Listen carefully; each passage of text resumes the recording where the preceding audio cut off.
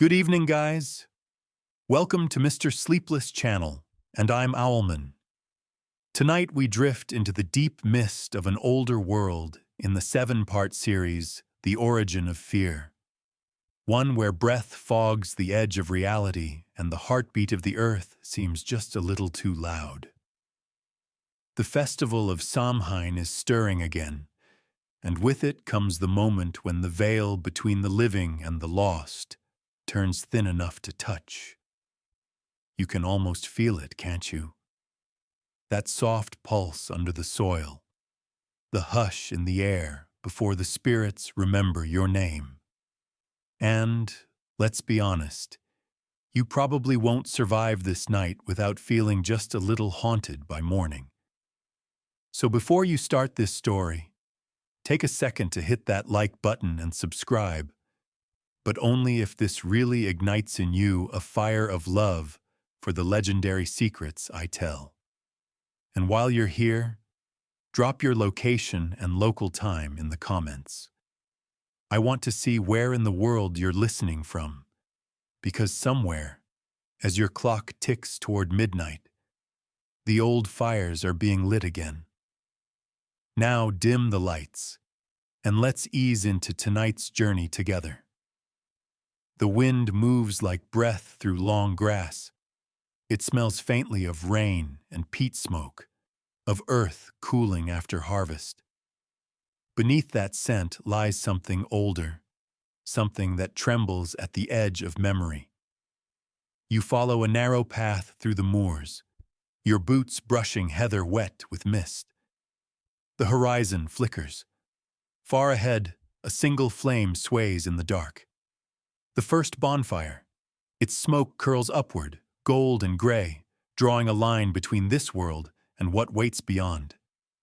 Figures gather around it, cloaked in wool and shadow, their faces lit by the restless light. They don't speak much. Every breath feels like part of a prayer that was old before language learned to rhyme. Someone throws a branch onto the pyre. Sparks rise like tiny souls.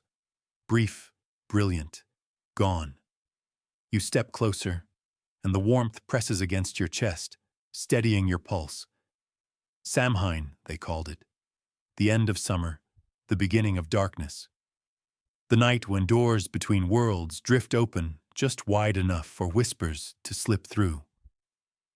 Historians still argue whether it was a festival of fear or of gratitude, but standing here, you realize it's both. Gratitude for what the earth has given. Fear for what waits in the quiet beyond the fields. A woman beside you hums a low tune. The melody has no beginning, no end, just a circle of sound that feels like time breathing. Her voice is old, like stones speaking through moss. The veil grows thin, she murmurs, not really to you, not really to anyone. And maybe she's right.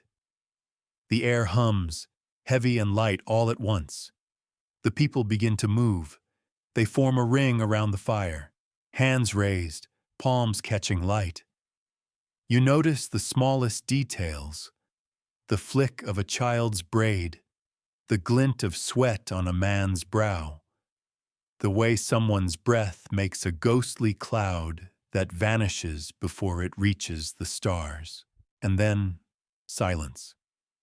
It's not empty silence, but full, crowded with things that aren't supposed to be heard.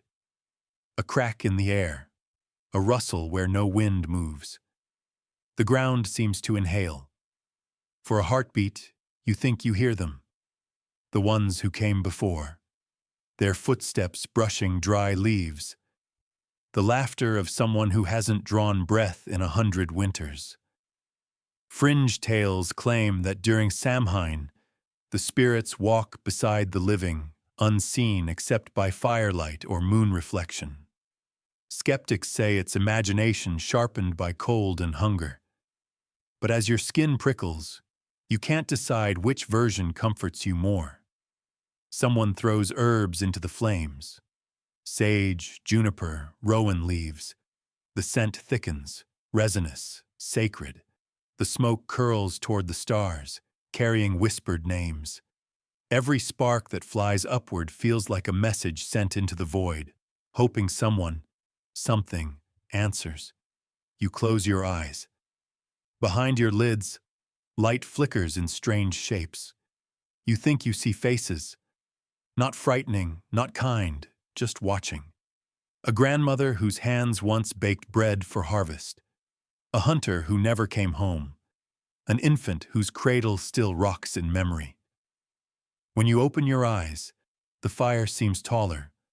Or maybe you've just become smaller. The circle of villagers chant softly now, their voices weaving with the crackle of flame. The sound is hypnotic, half lullaby, half invocation.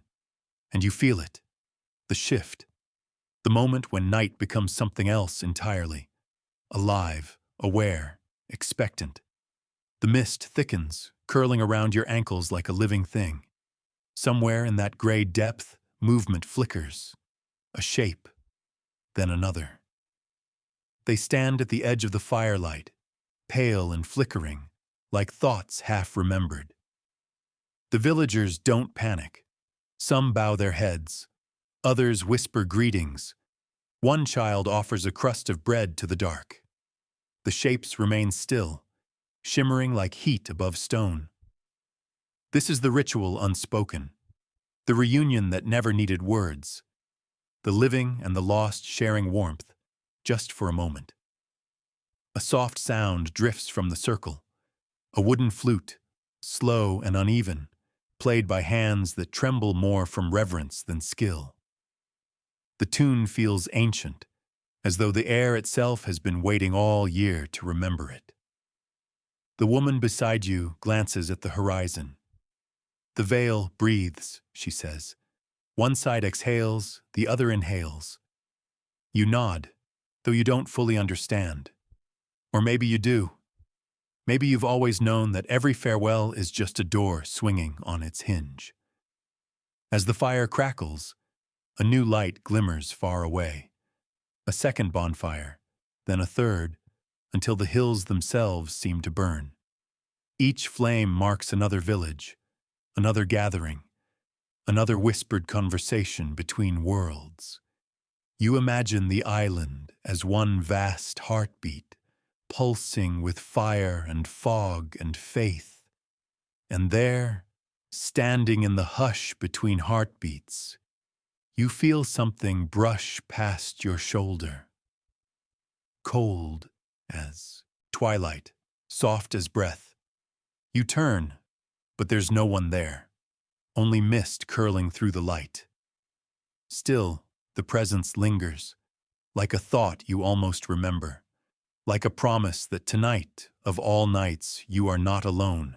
Welcome to Samhain, where endings become beginnings, and every spark remembers its flame. You trudge along a rutted path in the heart of Iron Age Ireland, sometime around the 1st century BCE, your woolen tunic heavy with the damp of perpetual mist. The air hums with the low groan of wind through ancient yew trees, their branches clawing at the slate-gray sky like arthritic fingers begging for warmth. Your boots sink into the soft, peat-rich earth, each step releasing a puff of that rich, loamy scent, half soil, half memory, that clings to your nostrils like an old lover's perfume. It's late October, or Simonios as the Druids murmur it in their throaty Gaelic, the month when summer's fire sputters out and the dark half of the year yawns open its maw. You've spent the day in the fields, your hands raw from scything the last stubborn barley stalks, their golden heads bowing in defeat to the inevitable. The harvest is in, barely. Those fat-bellied silos back at the roundhouse groan under the weight of grain. But you know the truth.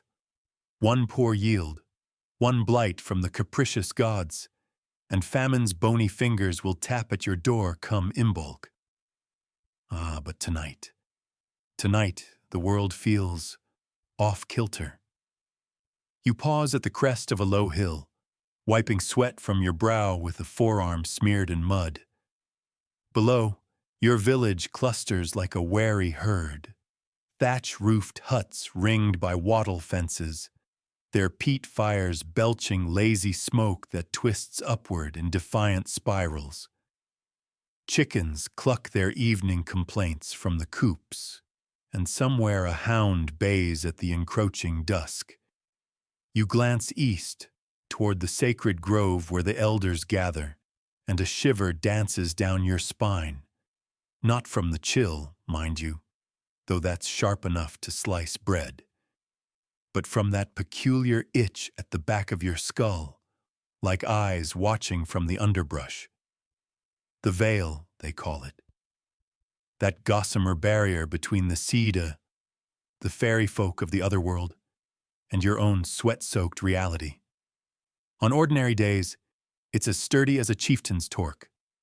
But now, with autumn's breath quickening, it thins, frays at the edges, lets in drafts of something else. You chuckle to yourself, a low rumble in your chest. Because let's face it, who wouldn't?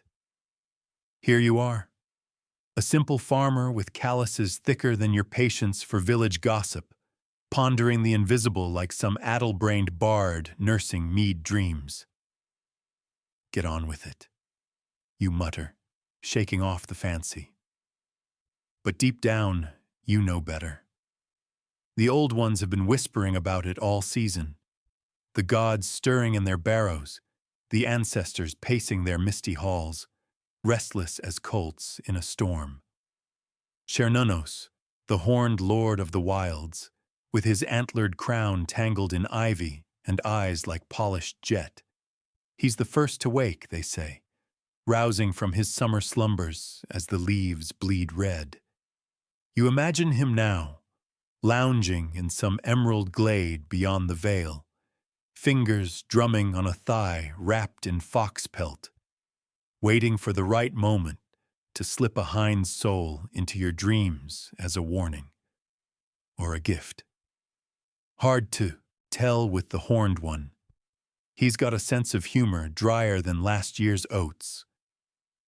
Descending the hill, you weave through the village, nodding to neighbors who huddle closer than usual, their faces etched with that familiar mix of dread and defiance. Old Bridget, the weaver with fingers like twisted roots, clutches a sprig of rowan at her belt, red berries winking like tiny wards against the unseen. The thinnings come early this year, she rasps, her voice a gravelly ASMR that could lull a banshee to sleep. You grunt in agreement, but your mind drifts to the mainstream truth of it all. Historians peg these Celtic festivals to the agricultural calendar, marking Samhain as the official kickoff to winter around November 1st, a time when livestock were slaughtered en masse to preserve meat through the lean months. Practical, see? No room for frivolity when your survival hinges on salted pork and a prayer. Yet even in that stark necessity, there's poetry. The Druids, those enigmatic robed figures with their ogham-carved staves, would lead the culls under torchlight, divining the gods' moods from the beasts' dying bleats. Blood on the altars, steam rising in the cold air. Efficient, if a tad theatrical. You reach your roundhouse, ducking under the low lintel into the dim, smoke-hazed warmth. The central hearth crackles, casting flickering shadows that play tag across daubed walls adorned with faded spirals, symbols of the endless wheel, or so the tales go. Your kin are already stirring. Your wife, Elowyn, kneads dough for the evening's black bread, her movements rhythmic as a heartbeat, while your son, little Finn with his mop of copper curls, stacks peat bricks with the solemnity of a pint-sized priest. "Duh, will the puka come tonight?" he asks, wide-eyed, as if the mischievous spirit might pop from the thatch like a cork from a flask. You ruffle his hair, forcing a grin. Only if you've been naughty, lad. And even then, it'll just sour your milk, not eat your boots. Elowen shoots you a look over her shoulder, half amused, half exasperated. Jokes won't keep the cold out, love. Best we prepare proper. She's right, of course. You rummage in the corner alcove, pulling out the woven effigies, straw men stuffed with last season's herbs, their twig-limbed forms lolling like drunken uncles at a wake. These are for the crossroads later, offerings to slake the hunger of wandering shades. As you bind the last one with sinew, a quirky tidbit bubbles up from the village lore.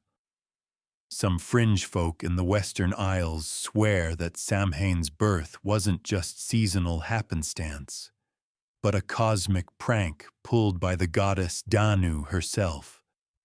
Legend has it, she wove the veil from her own tattered cloak after a lover's spat with the Dagda, leaving intentional snags for the dead to peek through, like faulty curtains in a divine bedsit. Chuckle-worthy, if unprovable, but it explains why the air tastes of regret tonight, laced with the faint, briny tang of the otherworld's endless sea. Outside, the sun surrenders fully, bleeding into the horizon like spilled wine. You step back into the gloaming effigies tucked under your arm and join the slow procession snaking toward the hill fort's ramparts. Torches sputter to life along the way, their flames guttering in the breeze, painting faces in ochre glows that make everyone look a touch more spectral. The path climbs steeper now, your thighs burning with the familiar ache, and the wind picks up, moaning through the gorse like a widow's lament. You catch snippets of chatter, fears of crop spirits turned vengeful, hopes for bountiful returns. But beneath it all, that electric hum builds, as if the earth itself is tuning a harp strung with ley lines. At the crest, the elders await, silhouetted against the first pricks of starlight. The head druid, Taliesin, no relation to the bard, though he milks the name for all it's worth, stands tall in his hooded robe, mistletoe crown askew like a tipsy halo. The veil phrase kin, he intones, voice rolling like thunder wrapped in velvet. Tonight we honor the turning. You kneel with the others, the cold stone biting through your trews, and watch as he kindles the need fire from flint and tinder. No borrowed flame allowed. Purity demands the spark of creation itself.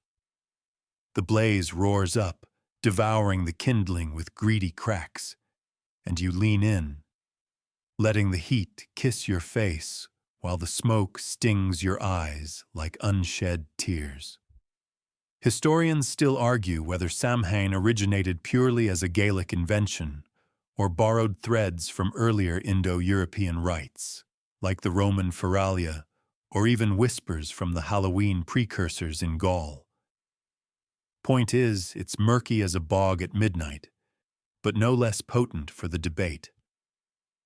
As the fire settles into a steady whoosh, you rise effigy in hand and trudge toward the crossroads below, a Y-shaped fork where three paths meet under a lone hawthorn, its berries long picked, but branches heavy with unspoken bargains. You plant your offering there, whispering a plea to the ancestors. Guide our steps through the dark, and we'll sing your names come Beltane. The straw man slumps against the signpost, a silent sentinel, and for a heartbeat, you swear its eyes, mere knots in the wood, flicker with borrowed life. A joke rises unbidden. If it starts demanding rent, I'm blaming you lot for skimping on the herbs. Your companions snort, the tension easing like a bowstring released, but the moment passes. The wind shifts, carrying a chill that seeps into your marrow, and you glance back at the bonfire's glow. The veil, It's thinning further now. You feel it in the way the stars pulse unnaturally bright, in the hush that falls over the crowd, like a held breath. Descending once more, you weave through the throng, the air thickening with the scent of roasting chestnuts and mulled nettle ale. Comforts against the encroaching weird. A fiddler strikes up a reel near the longhouse. Bow, scraping catgut in a tune that's half lament, half defiance, and you find yourself tapping a foot despite the hour. Elowen presses a horn of drink into your hand, her fingers lingering warm on yours. To the old ones, she toasts softly, and you clink, the liquid burning sweet down your throat. But as the stars wheel overhead, indifferent witnesses, you can't shake the sense that something's listening, watching. The gods awaken fully now, stretching sinews forged in starfire, and the lost, those echoes of kin long dust, begin to stir in their barrows, drawn by the familiar pull of thinning boundaries. You settle by the hearth later, Finn curled against your side, his breaths evening into sleep's gentle rhythm. The village quiets, save for the fire's whisper and the distant hoot of an owl, messenger of the underworld, or just a bird with insomnia. Your eyelids droop, heavy as sodden wool, but sleep comes fitful, laced with dreams of antlered shadows and voices murmuring in a tongue older than stone. The birth of Samhain unfolds around you, not in thunderclaps or divine decrees, but in this subtle unraveling. Autumn's breath coaxed forth by fading light, signaling the gods' lazy yawn and the world's polite reminder that not all doors stay shut forever. The dreams pull you deeper, don't they? Not the tidy sort with picnics and puppies, but the tangled ones where the ground shifts underfoot, and you're knee-deep in mist that smells of wet stone and forgotten rain. Antlered shadows elongate into the gloom, their tips brushing the canopy of your mind like branches heavy with dew. And those voices, oh, they murmur in fragments, Gaelic half heard through a conch shell, urging you toward a threshold you can't quite see. You twist in your sleep, the wool blanket scratching like a cat's tongue, and wake with a start to the hearth's embers glowing like guilty eyes in the pre-dawn hush. Finn stirs beside you, mumbling about pukas and porridge, but the village is already humming awake. A low vibration in the thatch and the distant lowing of cattle being herded for the cull. The veil, that sly thing from last night's crossroads whisper, hasn't mended overnight. If anything, it's gossamer now, fluttering like a banner in a ghost wind, inviting the lost to RSVP for the festivities. You rise, joints protesting with the creak of old oak, and step into the yard, where frost rims the puddles like silver filigree. The air bites sharper, carrying the metallic tang of impending slaughter. Practical magic, this, turning surplus beasts into winter's larder before the cold snaps their spines. Elowen hands you a hunk of yesterday's bread, still warm from her skirts, and nods toward the assembly ground. The elders call for the great fire at midday, she says, her breath clouding like a secret. You chew thoughtfully, the crust yielding with a satisfying crunch, and feel that itch again. The one that says the gods aren't just awake. They're pacing the green halls behind the veil, antlers scraping low beams, ready to crash the party. A modern aside slips in as you lace your boots. Imagine if Chernunos had an OnlyFans, wild selfies from the other world, captioned, "Just another autumn flex." You'd subscribe, wouldn't you? For the lore alone. The procession forms like a river finding its course, villagers trickling from their roundhouses with baskets of offerings, withered apples from the orchard's last gasp, bundles of dried vervain that rustle like dry laughter, and those inevitable straw dummies now charred at the edges from proxy burnings. You fall in step beside old Bridget, her rowan sprig tucked into a braid that's seen more winters than you've got fingers. "Heard the whispers last night?" she croaks, eyes twinkling like polished flint. You nod, non-committal. Admitting to dream talk with shades is like confessing to chatting up the neighbor's goat. Entertaining, but eyebrow-raising. The path winds uphill again, past the hawthorn crossroads where your effigy still slumps, looking for all the world like it's nursing a hangover. You pat its shoulder in passing. "Hang in there, mate. Plenty more veils to thin."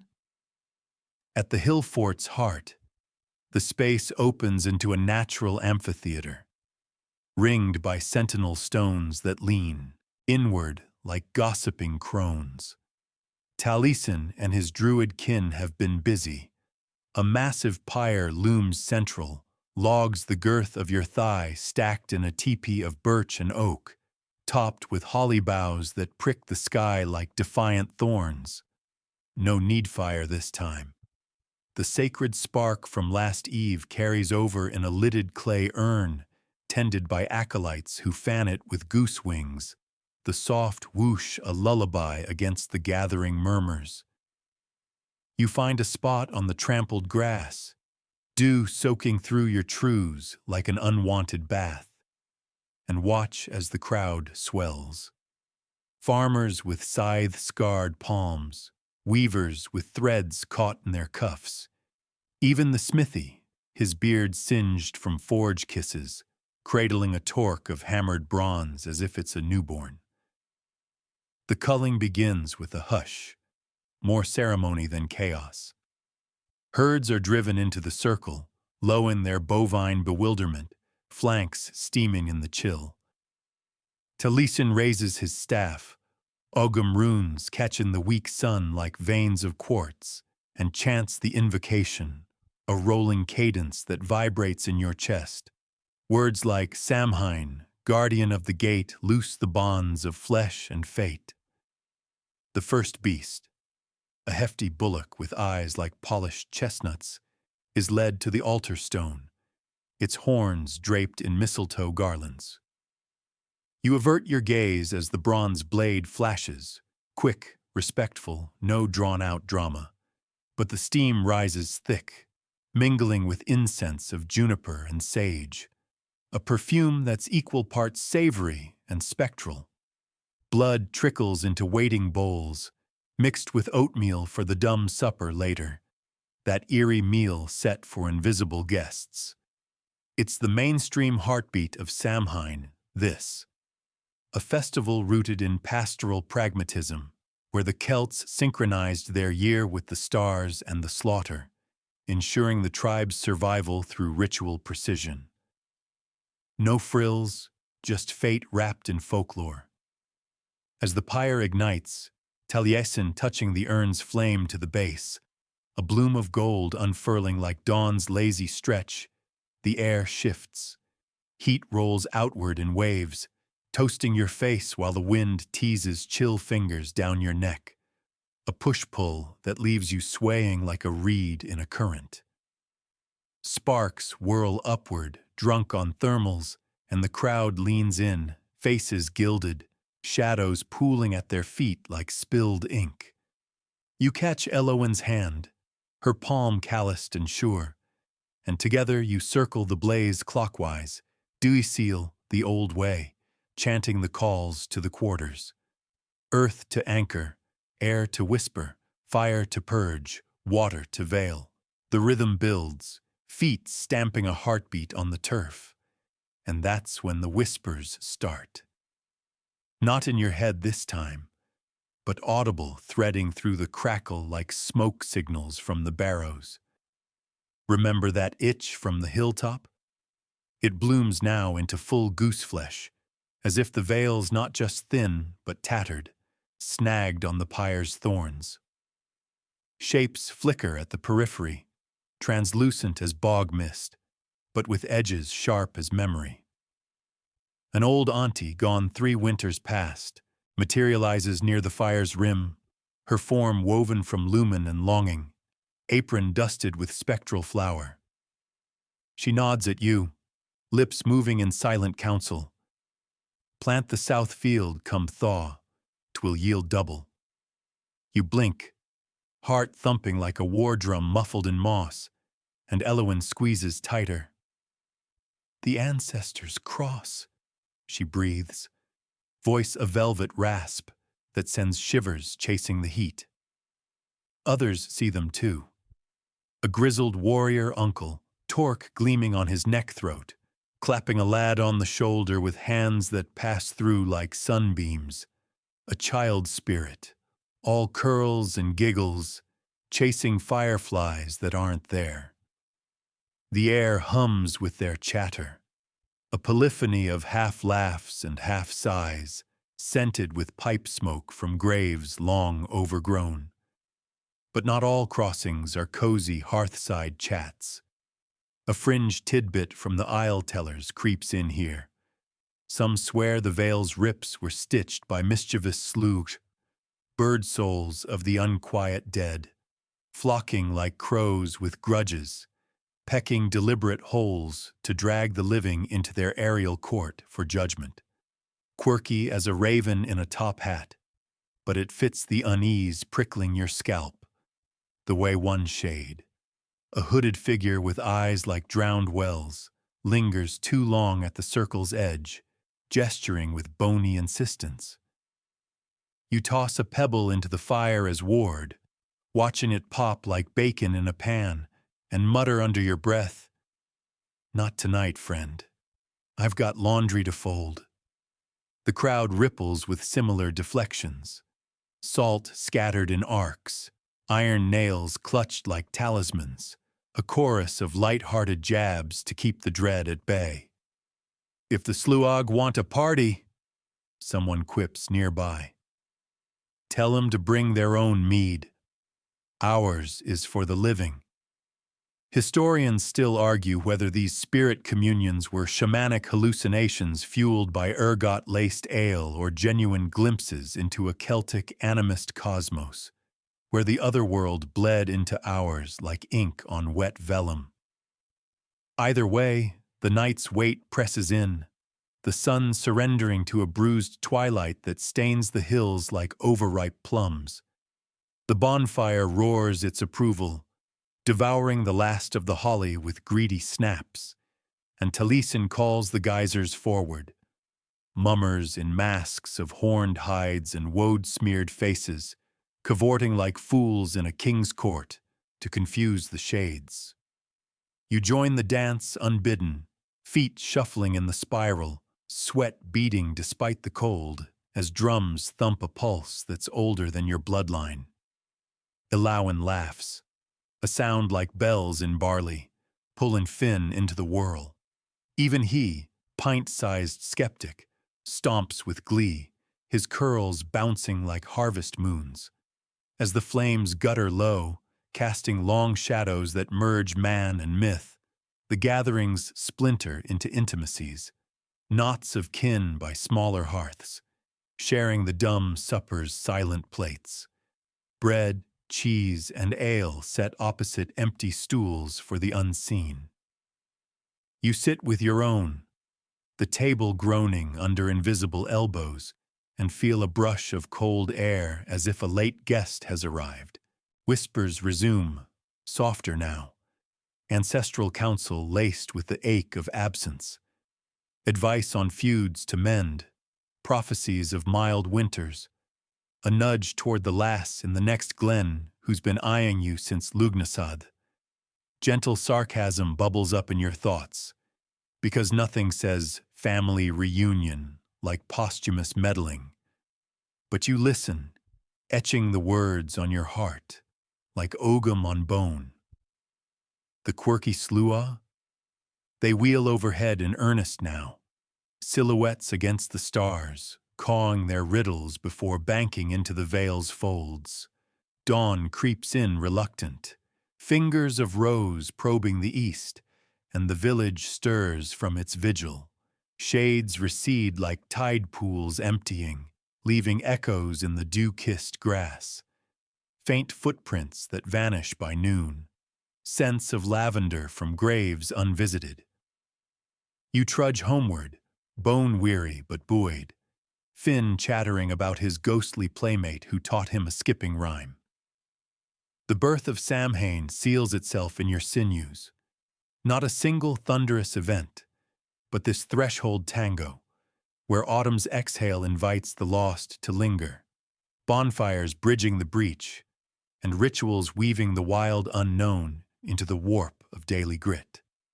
It's the legacy that endures, you see, echoed in candy corn chaos and pumpkin grins 2 millennia hence. A cheeky wink from the Celts saying, "We started the party. You just keep the lights on." As sleep claims you again, proper this time, the veil settles like a well-tucked quilt. But you know it'll thin once more come the turning, and you'll be ready, with salt in your pocket and a joke on your lips. You stumble out of the thatched pub in a nameless hamlet on the wild Atlantic fringe, sometime in the 18th century. Though time's a slippery eel here, coiling back on itself without apology. The air slaps your face like a wet cloth, cool and laced with the salt of crashing waves a mile off, while the ground beneath your boots tilts just enough to remind you that land and sea are old frenemies in these parts. Your head swims from too much poitine, that fiery potato spirit that burns going down and glows in your veins like foxfire, and you mutter a curse at the doorframe for good measure. Old habit, warding off the little people who might have hitched a ride on your coattails. The lane ahead unspools into darkness, flanked by stone walls draped in ivy that rustles like hushed conspiracies, and you tug your woolen cap lower, whistling a tuneless jig to chase the quiet. It's All Hallows' Eve, or close enough. The veil's at its thinnest, they say, when the dead dust off their grudges and prowl for unpaid debts. You scoff under your breath, superstition for fishermen and fools, but your steps quicken all the same, the fog rolling in from the cliffs like a sigh from the deep. A modern quip bubbles up as you fumble for your clay pipe, striking flint with numb fingers. If smartphones existed back then, you'd be doom-scrolling ghost stories instead of dodging actual ones. "Hey Siri, is that hooves I hear?" No signal out here, mate. Just the echo of your own bravado. You light up, the tobacco's earthy bite grounding you, and puff a cloud that mingles with the mist, turning the world into a watercolor smear. The path dips toward a crossroads up ahead, that fateful knot where 4 lanes meet under a lone hawthorn, its gnarled limbs twisted like a crone's arthritic plea. Superstitious lot your kin. No building there, no lingering after dark. It's neutral ground for the fair folk and worse, a postbox for fates yet unsent. You veer leftish, aiming for the glow of your cousin's croft, but the fog thickens, swallowing landmarks until you're adrift in a soup of gray, the only sound your boots crunching gravel like brittle bones. Then it starts, a distant thunder, low and rhythmic, like a heartbeat muffled in sod. You freeze, pipe halfway to your lips, and strain your ears. Waves on the shore. No, too steady, too close. Hoofbeats. Black as pitch, they roll closer, accompanied by the creak of leather and the faint jingle of harness that sets your teeth on edge. You spin, squinting into the murk, but see nothing save the fog parting in lazy swirls. "Who's there?" you call, voice cracking like thin ice. brave words from a man whose knees have gone to jelly. The rhythm swells, a gallop now, and with it comes the whip crack, a snap like lightning in a bottle, sharp enough to flay the soul from skin. Not a mortal lash, this. It's the Dullahan's signature, woven from the spines of sea urchins, or so the tinkers whisper, enchanted to summon doors in the vale where none should be. You bolt, pipe forgotten in the dirt, legs pumping as the lane blurs to a streak. The air grows colder, pressing in like a shroud, and that scent hits you, rotting kelp and grave earth, with an undercurrent of ozone, as if a storm's brewing just for your wake. The hoofbeats dog you, unhurried, inexorable, the whip cracking in mocking applause. Snap, snap, like bony fingers beckoning. Your lungs burn, each breath a rasp of heather and panic, and you risk a glance back. Foolish, you know, but curiosity's a cruel puppeteer. There, materializing from the haze like a nightmare given ink, the rider, cloaked in midnight tatters that flap like raven wings, astride a steed that's more shadow than horse, its eyes coals smoldering in a face of stretched hide. And the head, the head, tucked under one arm like a forgotten lantern, grinning with teeth filed to points. The face a sallow moon etched with veins like cracked porcelain. It lolls there, eyes rolling independently, one fixed on you with merry malice, the other scanning the hedgerows for, what? Strays? Supper? You veer sharp at the crossroads, bad form, crossing against the grain, but desperation's no gentleman. And the whip sings again, closer, the crack splitting the night like a curse unchained. Folklore's mainstream truth anchors you here. The Dullahan, that headless harbinger, traces to Ireland's medieval annals, a psychopomp born of Celtic myth and Viking raids, tasked by the death goddesses to ferry souls across the Styx-like Boyne. No scythe-wielding grim reaper this. He's the coachman, whip in hand, calling names from a ledger wet with river dew. Practical in a macabre way, ensuring no one cheats the ferryman's toll. But as you pelt toward the croft's faint lantern glow, heart hammering like a smithy's anvil, a quirky fringe tale slithers in from the coastal bards. Some claim the Dullahan's noggin was severed not by divine decree, but in a drunken wager with a Selkie lover, who swam off with his pride and left him chase his echoes ever since. Explains the grin, doesn't it? Perpetual sour grapes, served cold with a side of doom. The steed snorts, a sound like bellows feeding hellfire, and you feel the chill radiate ahead, frost blooming on the grass in its wake, blackening leaves to ash. You crash through a gap in the wall, brambles tearing at your trews like vengeful sprites, and tumble into the yard, slamming the gate with a clang that echoes too loud. The hoofbeats circle, lazy laps around the perimeter. The whips snap a metronome to your ragged breaths. You press against the door, wood rough under your palms, and pound once, twice, while inside, your cousin's voice mumbles sleepily, "Who in the devil's at this hour?" The head's voice floats then, disembodied and lilting, carried on the wind like dandelion fluff laced with venom. Not your name, thank the saints, but a stranger's. Eamon O'Leary, your thread phrase at dawn. It rolls off the tongue like a curse in verse. The Dullahan's call a summons no mortal ignores, and you slump as the gallop fades, retreating into the fog with a final fading crack that rattles your teeth. Dawn breaks grudging, painting the sky in watery grays, and you recount the tale over porridge thick as mortar, your cousin's eyes wide as saucers. Saw him meself once, he grunts, stirring honey with undue vigor. Back in 52, after the blight took me whip cracked like Judgment Day. You nod, the night's terror settling into your bones like rheumatism, but a light joke eases the knot in your gut. Next time, I'll offer him a pint. Maybe he'll call someone else's number. Laughter sputters, thin but welcome, as the mist burns off, revealing the lane scarred with frost-rimed hoofprints that melt by noon.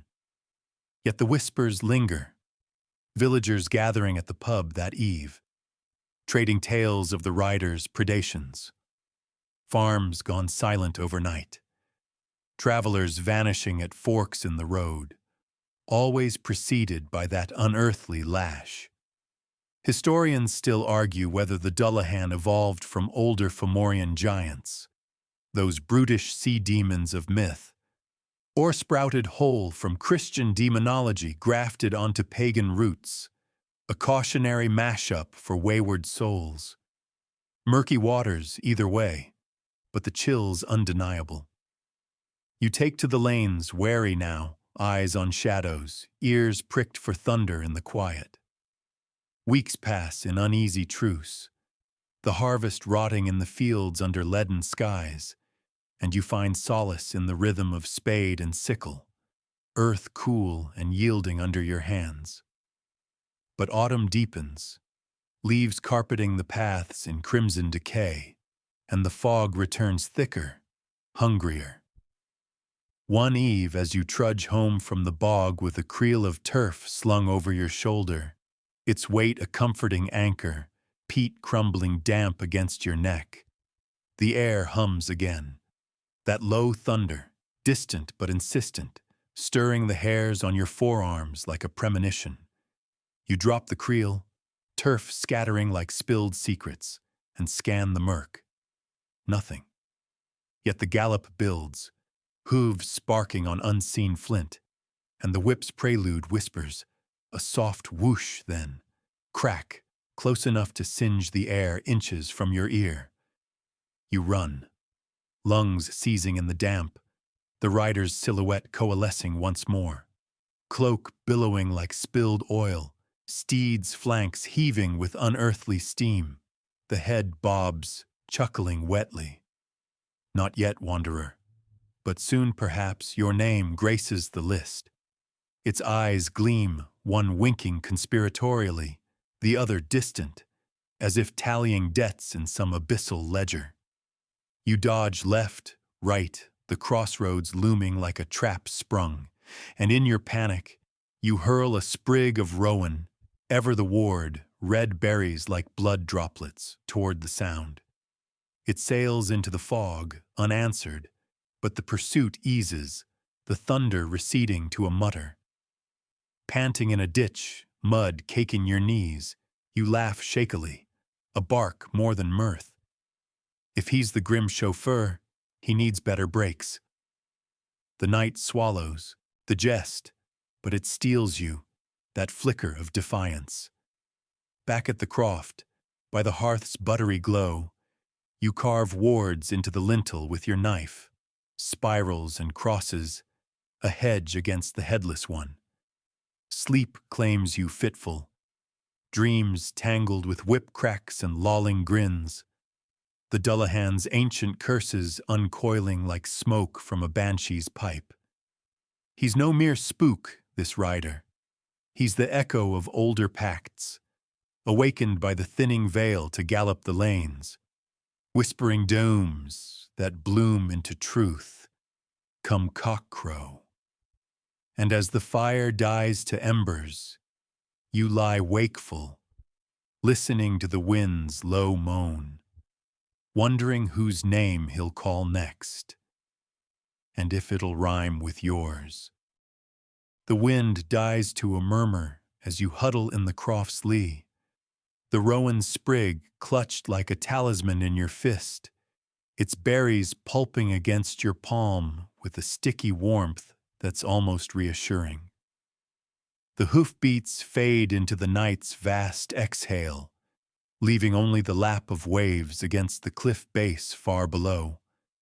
a rhythmic hush that could soothe if it weren't laced with the echo of that whip's final, mocking snap. Your cousin's door creaks open at last, spilling lantern light like molten honey across the threshold, and he hauls you inside with a grunt, his grip iron on your elbow. Saw the frost from the window. Ye danced with death tonight, didn't ye? You nod, words tangled in your throat like fog in the reeds, and collapse onto a stool by the peat fire, its low crackle weaving tendrils of smoke that sting your eyes and taste of charred earth on your tongue. The room spins gently, walls of whitewashed clay closing in like a confessor's booth, and as Eamon, your cousin, broad as a barn door with a beard like salt-stiff rope, pours you a dram of uise betha, the water of life burning clean down your gullet. You feel the terror ebb, replaced by a bone-deep weariness that pulls at your eyelids like leaden curtains. But the Dullahan's not done with you, not by a long shot. Oh no, that lolling head's grin lingers in your mind's eye, a Cheshire leer promising encores, and as the fire pops a spark onto the flagstones, you recount the chase in hushed tones, your voice a gravelly ASMR that makes even the shadows lean closer. Eamon listens, pipe clenched between teeth yellowed by years of the stuff, nodding at the crossroads detail. Aye, the four ways. Neutral turf for the rider. Cross it wrong, and your name's next on the docket. You sip again, the whiskey blooming warm in your belly, and a modern aside drifts in like contraband. Imagine the Dullahan with a GPS. Recalculating route to your doom. Turn left in 500 paces for bonus chills. Eamon snorts, smoke jetting from his nostrils like a dragon's sigh, and you both chuckle. The sound brittle but binding, a ward against the dark pressing at the shutters. Dawn's no savior this time. It creeps in pallid and half-hearted, the sun a watery smear behind clouds that sag like sodden laundry. You trudge the lanes by daylight now, scythe slung over your shoulder, the turf's damp weight a penance for last night's folly. The frost marks from the steed's hooves have thawed to muddy divots, innocent as cow prints, but you steer clear, eyes flicking to every hawthorn shadow as if it might sprout a cloak of midnight.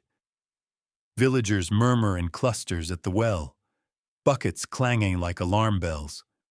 Old Mrs. Kearney swears she heard the call 2 nights back. Bridget Flynn, your candle gutters. And sure enough, the lass was found cold by her loom come morning, face peaceful as a saint's, but skin blue as bilberries. The air hangs heavy with that knowledge, a scent of wet wool and unspoken prayers, and you find yourself carving more wards into gateposts, crude eyes and thorny vines, etched with your belt knife's edge, while the gulls wheel overhead, their cries a ragged dirge. Weeks blur into a tense waltz, the land yielding potatoes like reluctant confessions, their earthy skins caked in clay that flakes off in your hands like old skin.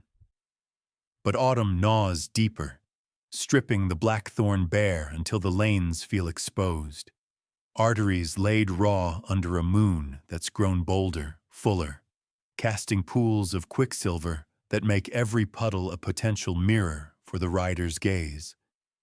You take to traveling in pairs after that, lanterns swinging like defiant stars, their oil lamp glow cutting the fog in buttery arcs.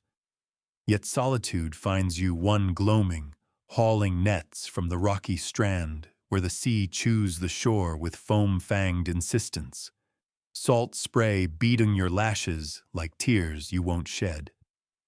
The tide's out, exposing bladderwrack that squelches underfoot, its iodine reek mingling with the brine of low tide, and you pause to rinse your hands in a rock pool, the water shockingly cold, alive with the twitch of crabs scuttling like guilty secrets.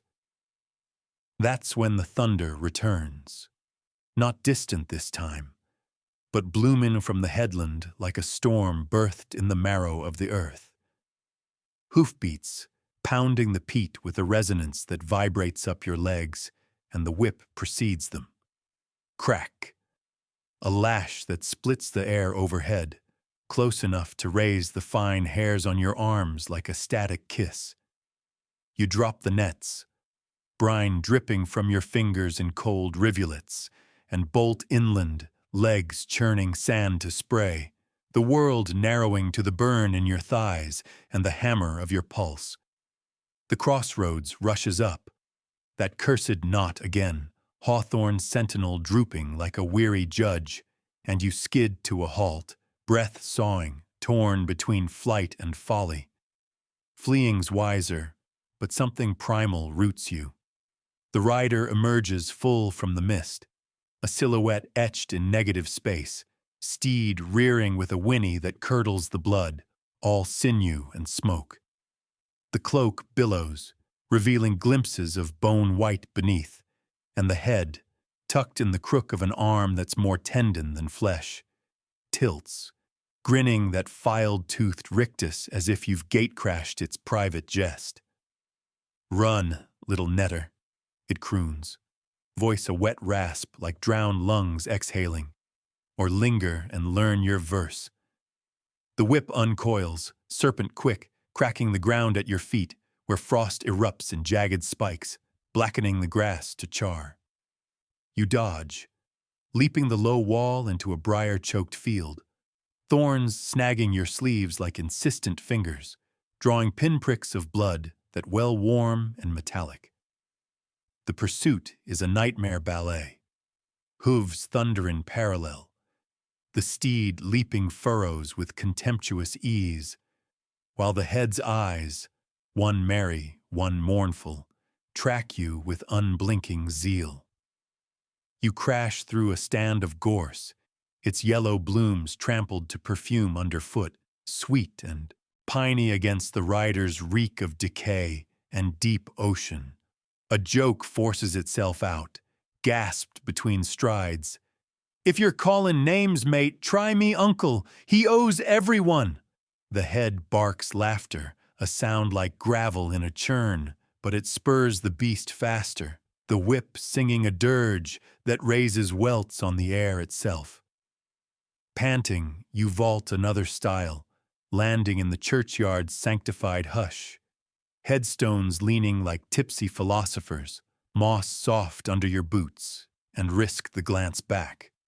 The Dullahan reins in at the iron gate, steed pawing the earth with sparks that die like bad ideas, the head shaking reproachfully. Sanctuary's a cheat, wanderer. Gold buys no delay. But it doesn't cross. The iron a barrier older than the bells, and you stumble to the vestry door, pounding until Father O'Malley cracks it, his nightshirt askew like a flag of surrender.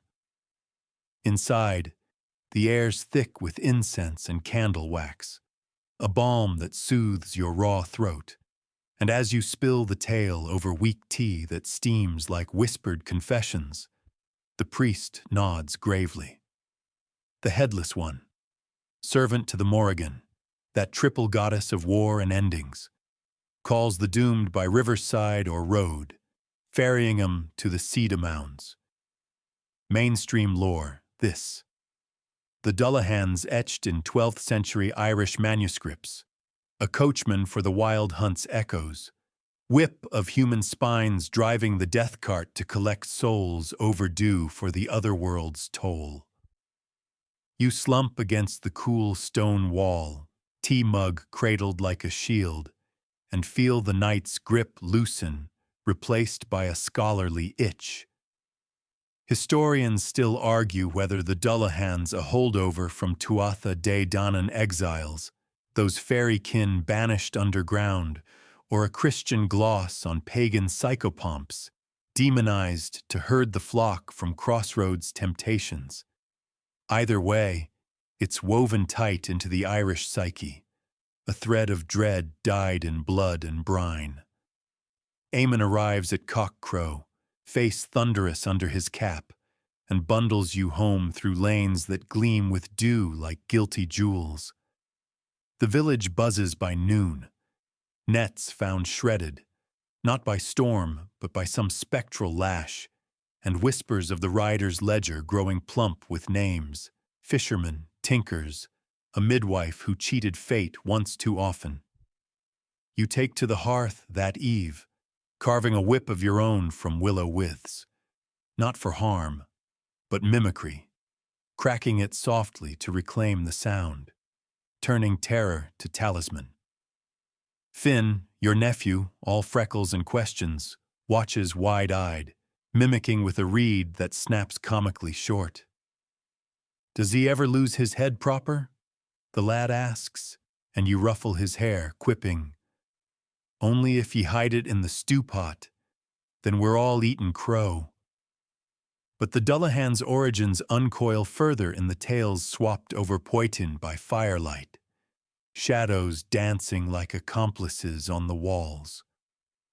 Born, some say, from the Morrigan's wrath in the cattle raid of Cooley, when a warrior's hubris severed his own folly from his neck in a fit of divine pique.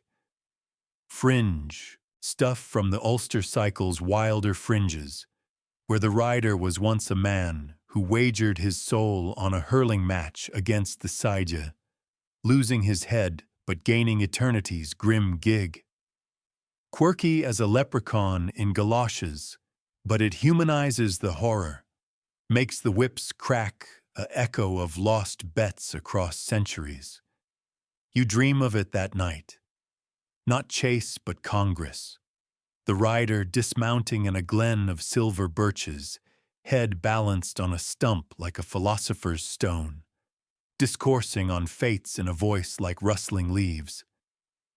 "Every name's a knot untied," it muses, eyes twinkling. "Yours dangles yet, mind the snags." You wake sweat damp, the croft's rafters creaking like old bones, and step outside to a world washed clean by rain, the air sharp with petrichor and promise. Months turn, winter's iron fist unclenching into spring's green murmur, but the rider's grip lingers in the collective shiver. Doors bolted at dusk, rowan over lintels, a reluctance to name the ill aloud lest it summon the call. You mend nets by the strand again, the sea's rhythm a counterpoint to your wary glances seaward, where fog banks loom like uninvited kin. The Dullahan's no fleeting fright. It's the pulse beneath the sod, a reminder that souls are leased, not owned, and the whip ensures the rent's paid prompt. Across centuries it haunts, from famine roads where the starving heard their summons in the wind, to modern moors where headlights catch a cloaked flicker before vanishing into myth. You laugh now, carving fish hooks from bone, the jest half-hearted. If he calls me bluff, I'll ask for a lift. Beats walkin'. But deep down, the legacy roots. A spectral coachman who turns the wheel of endings, his headless vigil a cheeky nod from the gods, saying, "All roads lead here sooner or later. Pack light." You trudge the winding Bureen through the Sliav Luachra hills, deep in County Kerry sometime in the late 17th century. Your woolen shawl draped heavy across your shoulders, like an anchor against the fog's insistent tug. The path is a faint scar on the landscape, rutted by cartwheels and the occasional sheep's defiant hoof, flanked by hawthorn hedges that snag at your skirts with thorny insistence, their white blooms long faded into summer's memory, but leaves whispering now in the gathering dusk. The air tastes of rain yet to fall, clean and metallic, laced with the faint, peaty tang of turf smoke drifting from some distant clashin. And each step squelches softly in the boggy loam, releasing puffs of mist that curl around your ankles like curious spirits testing the waters. You've come this way to check the family keeves, those stone-lined pits where the linen bleaches under the stars. But the hollows feel watchful tonight. The mist coiling thicker in the dips where the hills fold into themselves like the creases of an old hand. A modern aside slips in as you adjust the basket on your hip, its damp linens heavy with the chill. If apps tracked folklore, you'd get a push notification. Banshee alert. 87% chance of wailing in your vicinity. Proceed with earplugs. You huff a quiet laugh, the sound swallowed quick by the fog, because let's face it, superstition's just folklore's cheeky cousin, showing up uninvited with tall tales and a dram of poitin.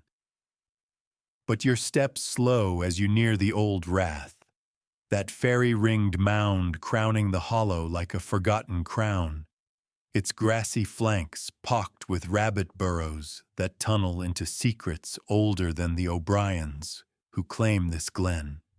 The family's pact runs deep here, whispered in cradle songs and etched in the very soil, sworn in the time of the Tuatha, when your ancestors traded a firstborn's shadow for the luck of the land, binding the bloodline to the Bean Sea, the woman of the fairy mound.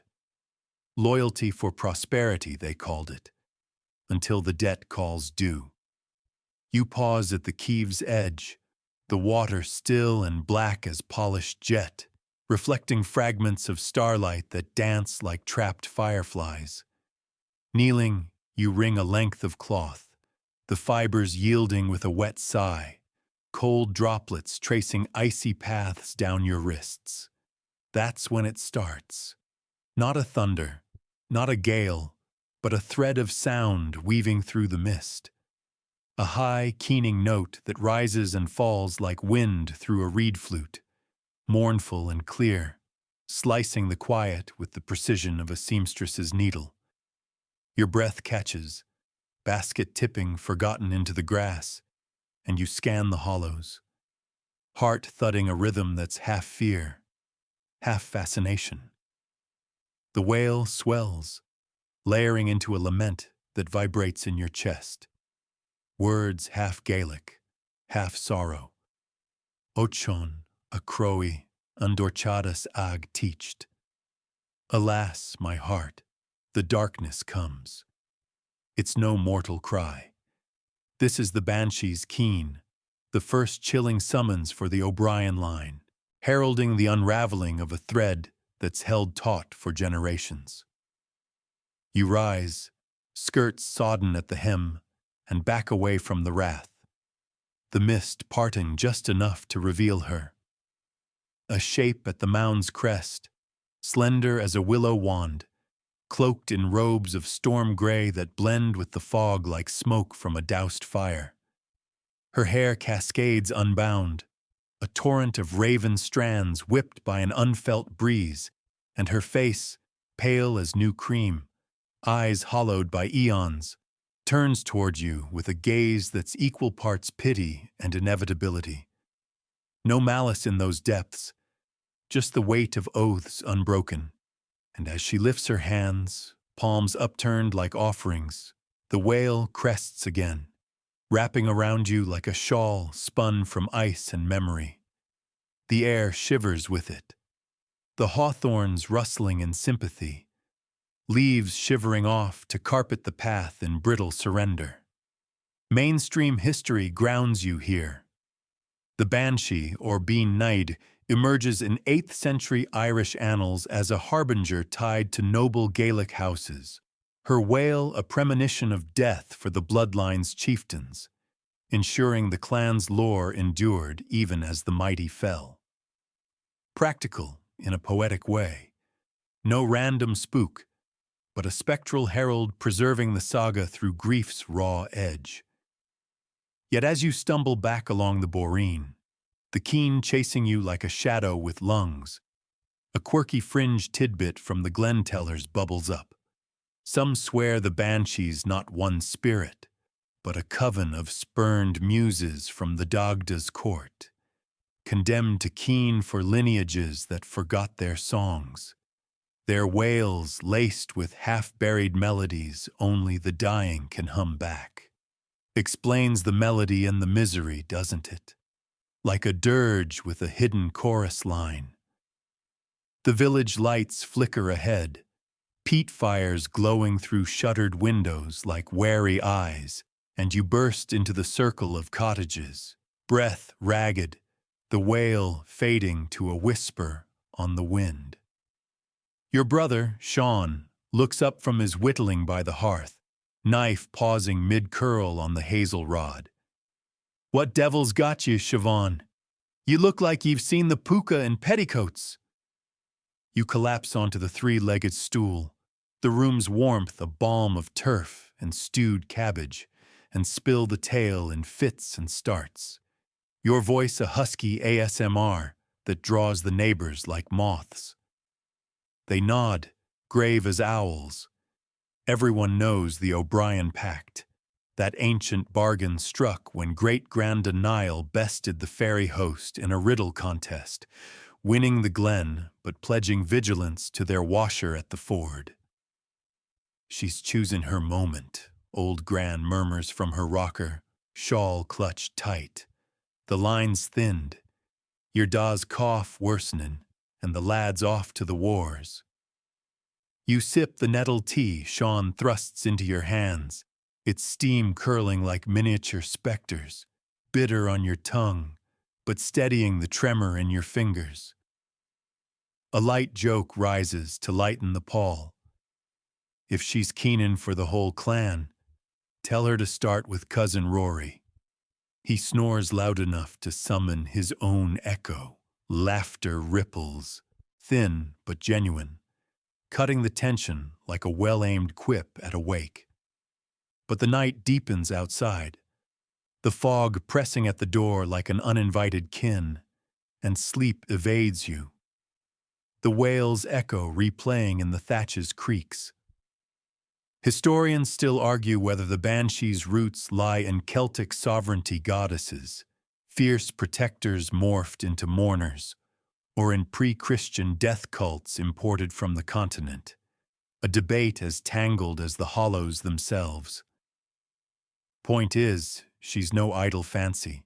She's the voice of the veiled, bound to bloodlines like ivy to stone. Dawn breaks reluctant, a pallid smear over the hills, and you venture out again, basket refilled with fresh linens, the wrath looming distant but no less ominous. The mist lingers in tatters, dew beating the grass like tears unshed, and as you kneel at the keeve once more, the water ripples unbidden, a circle widening from the center, as if something submerged has stirred. No wail this time, just a hush that amplifies the lark's song overhead, trilling defiant against the gray. You work in silence, fingers numb from the chill, but your mind wanders to the Pact's cradle. Tales of Niall's night, riddles traded under a harvest moon. The fairy's laugh turning to a vow when he guessed her name, Bain Sida, woman of peace, twisted now to harbinger of endings. The hollows hold it all, you think. Their fog a repository of regrets, and as the sun climbs higher, burning off the veil in lazy spirals, you wonder if the keen was warning or welcome, a herald not just of doom, but of the line's final, fading verse. By midday, the village stirs with purpose. Rowan branches lashed to lintels, their red berries like wards against the whale's return, and a piper summoned to drown potential echoes in reels that bounce off the hills like cheerful rebukes. You join the women at the well, buckets sloshing with the clear, peaty water that tastes of the earth's own breath, and trade glances heavy with the unspoken. "Heard it meself last Yule," whispers the baker's wife, her apron dusted with flour like spectral snow. For the McCarthys, 3 gone in a fever, keen to keen. You nod, the weight settling deeper, but steel yourself with another jest. If she shows up at supper, I'll offer her scones. Maybe she'll keen in B-flat for variety. The group chuckles, the sound a fragile bridge over the dread, as the sun dips toward evening once more, painting the hollows in amber that feels borrowed, fleeting. Night falls swift, the stars pricking through like hesitant needles, and you lie wakeful on your pallet. The household snores a ragged chorus. The fog rolls back in, silent as a confessor, and from the wrath's direction drifts a faint thread.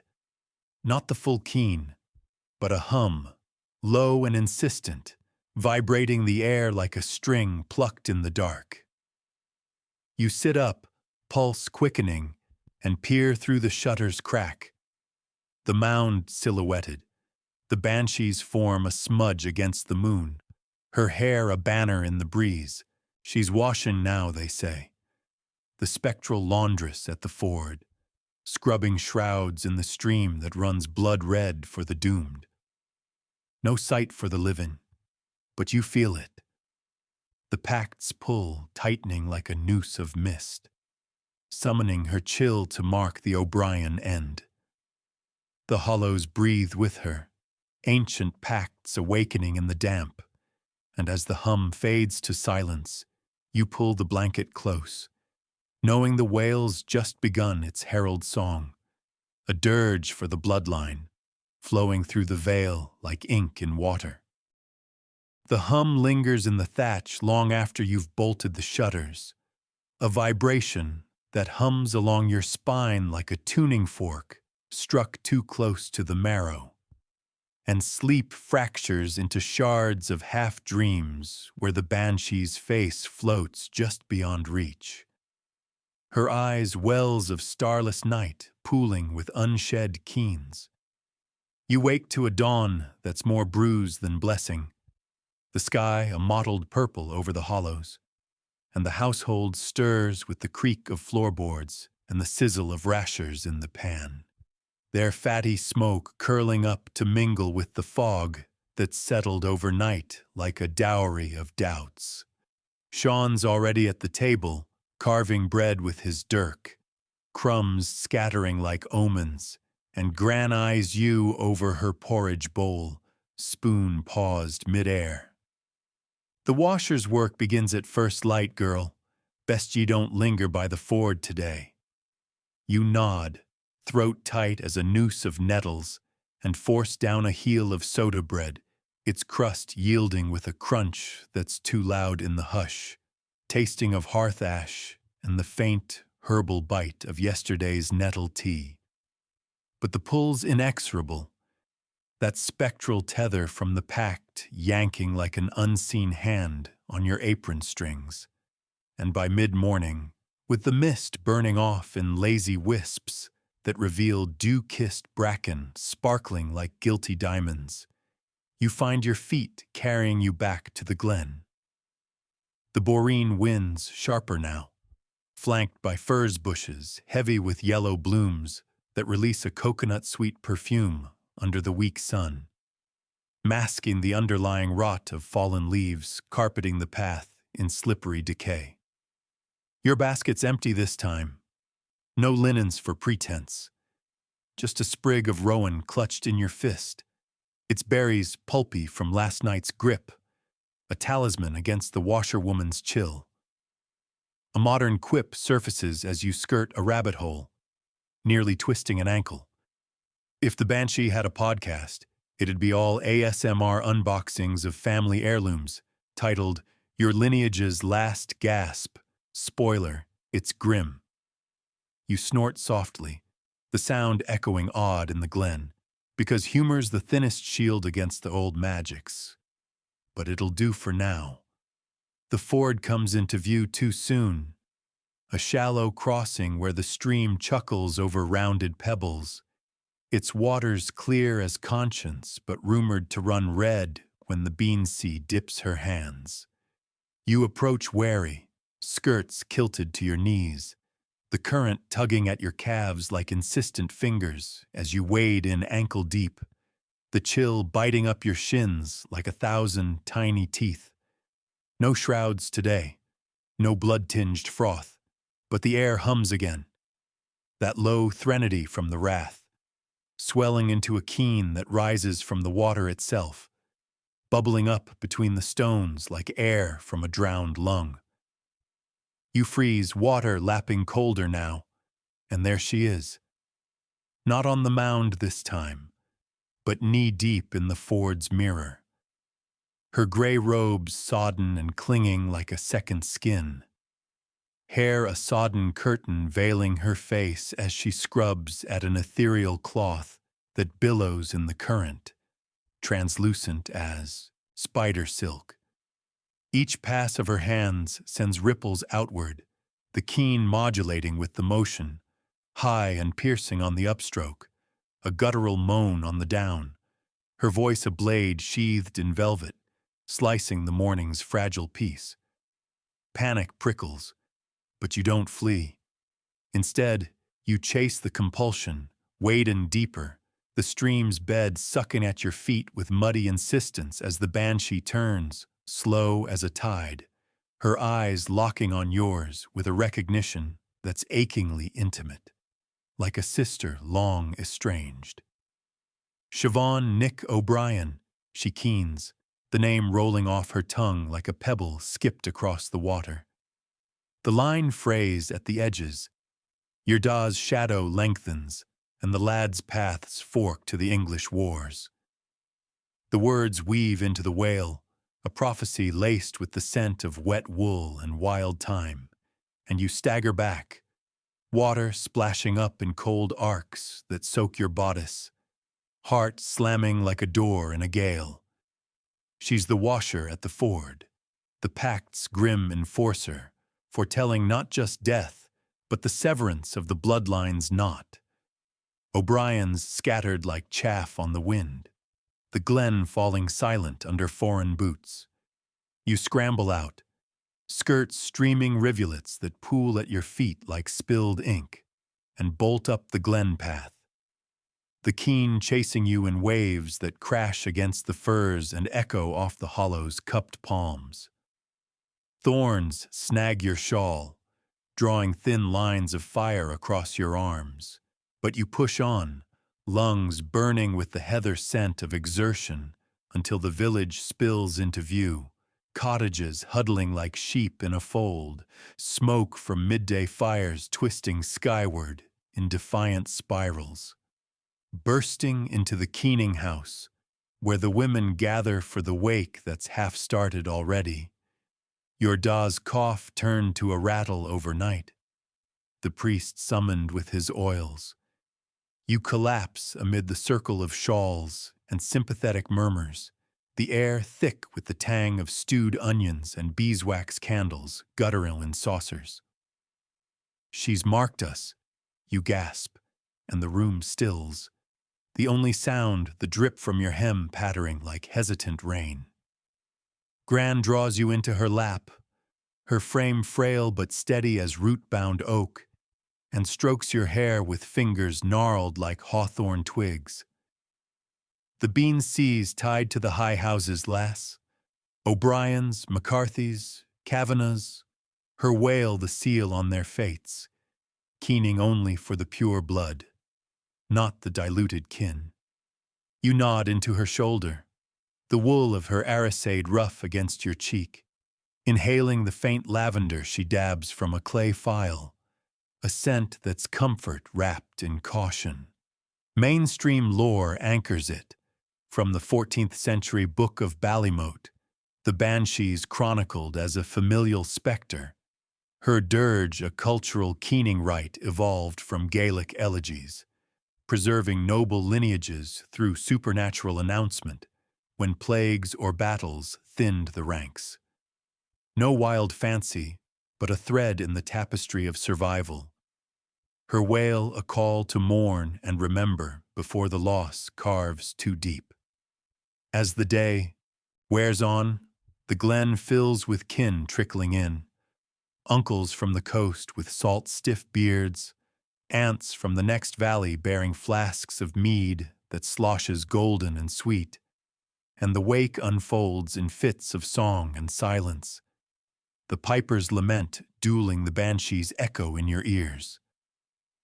You slip out at twilight, when the sun bleeds orange into the hollows, painting the stream in fiery streaks, and wander the shadowed glens flanking the Wrath, chasing whispers of the washerwoman's trail. The paths narrow here, overhung by elders whose branches interlace like clasped hands, releasing a musky, catty perfume that clings to your skin, and fireflies wink in the undergrowth, harbingers of the dark half's approach. A fringe tidbit from Gran's fireside yarn surfaces.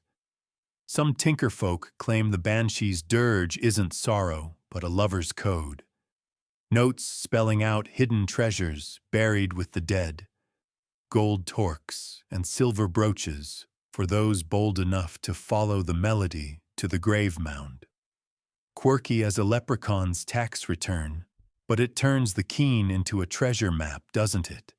Death's payout in verse.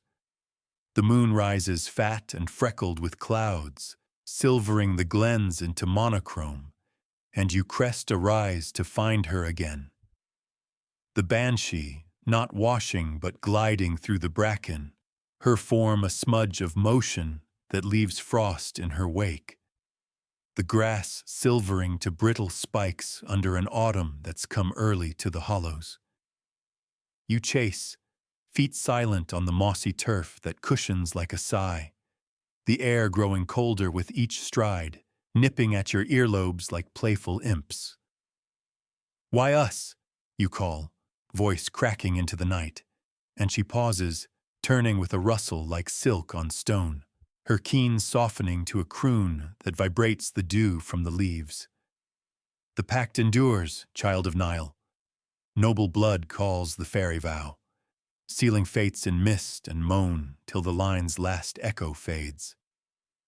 Images flood unbidden, visions of O'Brien chieftains felled at Kinsale, their shrouds washed bloody in this very ford. McCarthy queens keening from tower windows as Cromwell's irons clanged. Kavanagh bards silenced mid-lay, their harps strung with her hair in the telling. Ties to the high houses, unbreakable as torques, her wail the dirge that binds them across the vale. You halt, breath clouding in the chill, and a scholarly murmur drifts in. Historians still argue whether the banshee's noble exclusivity stems from matrilineal Celtic cults, goddess figures guarding gynocentric lines, or from later bardic inventions to flatter patrons, a romantic gloss on raw grief. Tangled as the glens, but the echo's real, thrumming now as she resumes her glide, leading you deeper into the shadows where the hollows merge into one vast, breathing bowl. Fireflies swarm, drawn to her like pilgrims, their glow pulsing in time with the keen's cadence, and you follow, mesmerized, the rowan forgotten in your numb fist.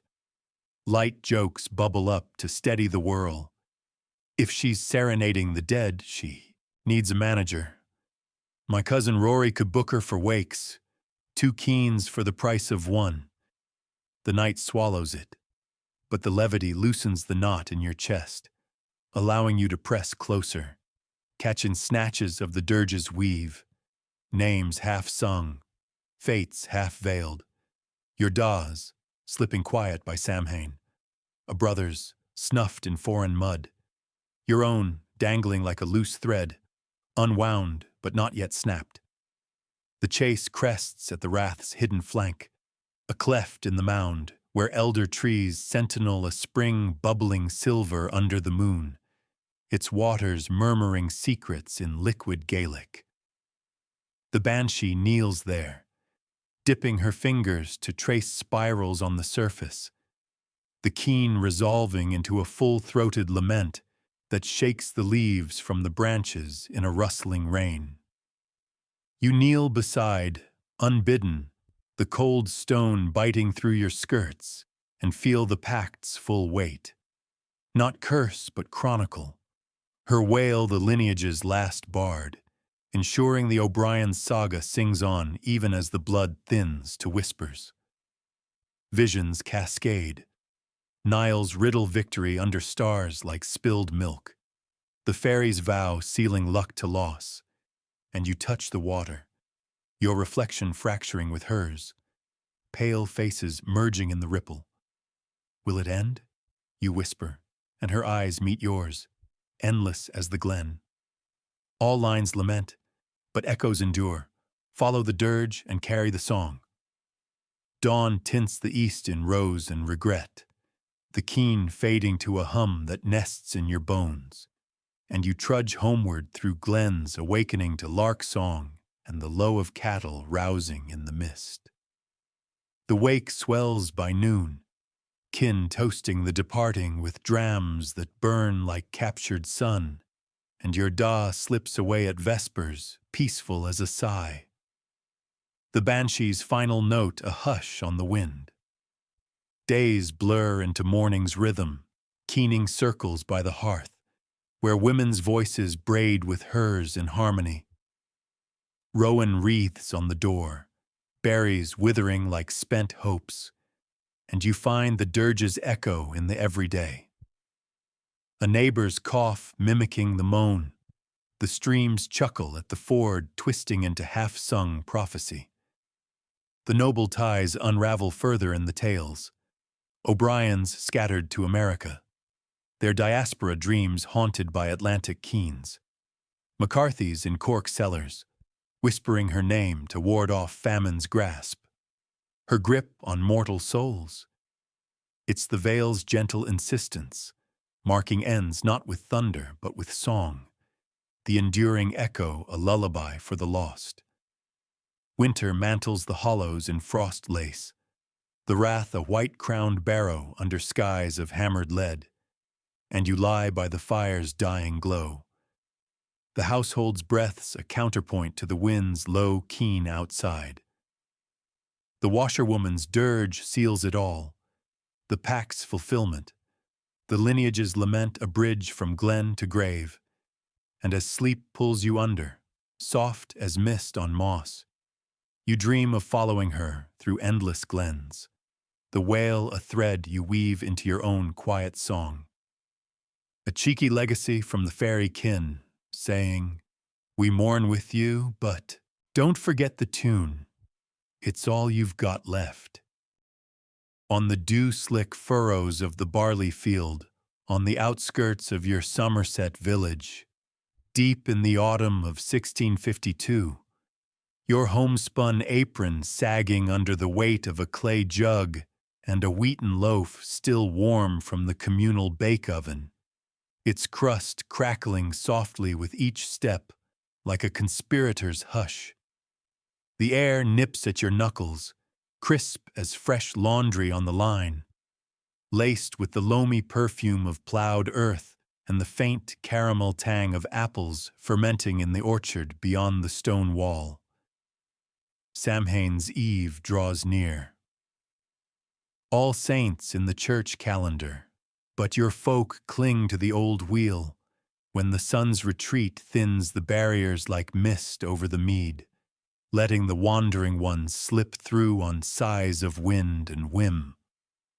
Your boots sink into the soft loam, each print a fleeting mark beside the stooks of golden sheaves that lean together like gossiping elders, their heads bowed in perpetual conference, and overhead, rooks wheel in ragged V's, their cause a ragged lullaby against the fading rose of sunset. A modern quip drifts in as you shift the jug, its milk sloshing with a gentle glug that echoes your pulse. If Uber Eats delivered to the afterlife, it'd be all one soul-sized snack platter, arriving via Spectral Express. Tip your ancestors generously. You smirk into the twilight, because let's be honest, who wouldn't chuckle at the thought of ghosts swiping left on low-fat offerings?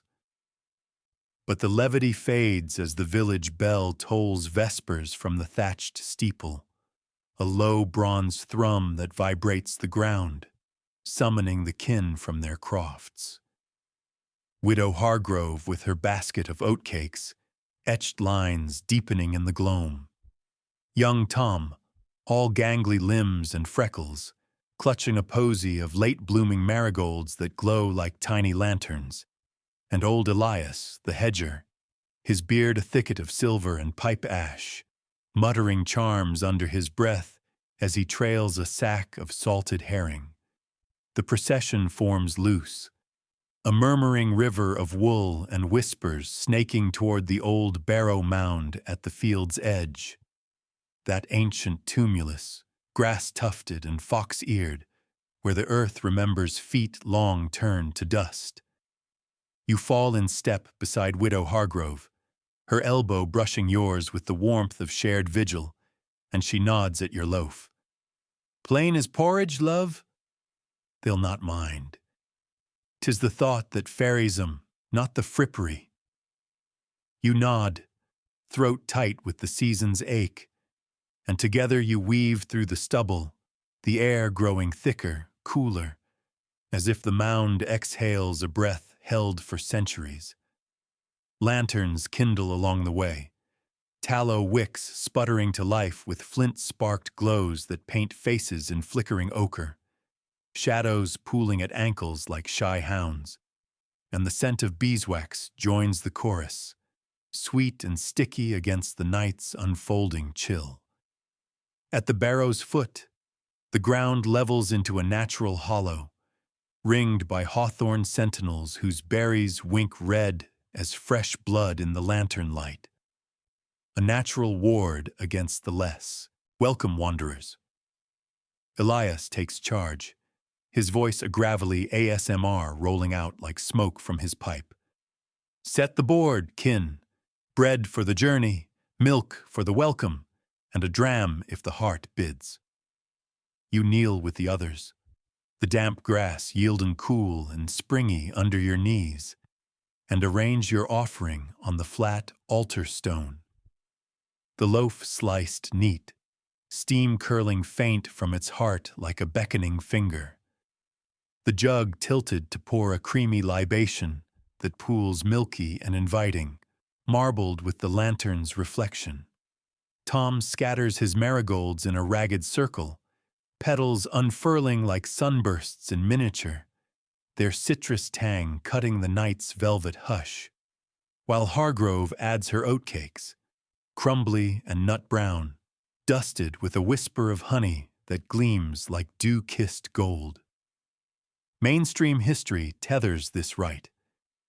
Across medieval Europe, from Celtic Samhain to Anglo-Saxon offerings, villagers left victuals at crossroads and graves on All Hallows to honor the dead's return, a folk custom woven into Christian All Souls' Day by the 10th century, blending pagan propitiation with prayers for the departed's peace. Sensible fusion. No need to scrap the old when the new could borrow its warmth. As the last petal settles, a quirky fringe whisper from Elias's tales slithers in. Some moorland hermits swore the milk drew not just kin, but milkmaids from the fairy raths. Jealous sprites who soured the cream if slighted. Hence the dash of rowan berry in the jug, a tart safeguard against puckish pilfering. You stir in a crushed berry from your pocket, its juice staining your thumb red as a promise, chuckling inwardly at the thought of ghosts arm-wrestling pixies over dessert. The vigil begins proper as full dark cloaks the fields, stars pricking the vault like scattered embers, and you huddle in a loose ring around the offerings, cloaks drawn tight against the wind's sly fingers that tease at hems and hair. Tom pipes up a soft reel on his elderwood whistle, notes trilling thin and mournful, weaving through the rustle of leaves like threads in a loom, while Elias recounts the wanderers. Great Graham Nell, who spun flax finer than moonlight and taught you knot-tying tricks before the fever claimed her. Uncle Jem, lost to the sea's maw but forever smelling of salt cod and tall yarns. The air hums now, a subtle shift, like the hush before rain or the pause in a breath, and you feel it first in the lantern flames. A flicker, not from breeze but from something brushing close. A cool exhalation that raises the fine hairs on your arms, carrying the faint, nostalgic whiff of hearth smoke and lavender sachets from wardrobes long moth-eaten.